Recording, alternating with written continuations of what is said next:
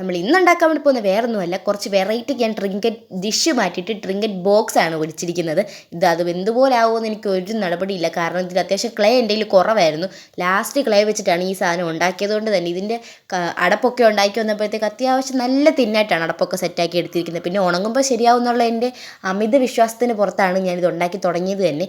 ആദ്യം ഞാൻ ഒരു കുക്കി ഉണ്ടാക്കാനായിട്ടാണ് സെറ്റാക്കിയത്, കാരണം കുക്കി ട്രിങ്കറ്റ് ഡിഷും പോട്ടെ, കുക്കി ട്രിങ്കറ്റ് ബോക്സാണ് സെറ്റാക്കാൻ വേണ്ടിയത്. പക്ഷേ കുക്കീനെ സെറ്റാക്കി വന്നപ്പോഴത്തേക്കാണ് ഓർത്തത് അതിനായിട്ടുള്ള കറക്റ്റ് കളർ പെയിൻ്റ് ഒന്നും എൻ്റെ ഇല്ലാത്തത് കൊണ്ട് തന്നെ ഞാനതിൻ്റെ പതുക്കെ ഡോണറ്റിലോട്ട് പിടിച്ചിട്ടുണ്ട്. ഡോണറ്റ് ആകുമ്പോഴത്തേക്ക് വല്ല പിങ്കോ പർപ്പിളോ ഒക്കെ അടിച്ച് സെറ്റാക്കി വയ്ക്കാം എന്നുള്ള രീതിയിൽ അതാണ് സെറ്റാക്കിയിരിക്കുന്നത്.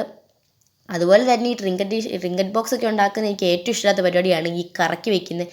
ക്ലേനെ കറക്റ്റായിട്ട് അതിന് സെറ്റാവാൻ കുറേ സമയം എടുത്തിട്ടാണ് ഞാൻ അതുപോലെ എടുത്തത്. ഞാൻ പിന്നെ കട്ട് ചെയ്ത് വീഡിയോ കാണിക്കുന്നതുകൊണ്ടാണ് അത് പിന്നെ വലുതായിട്ട് സീനില്ലാതെ പോയത്.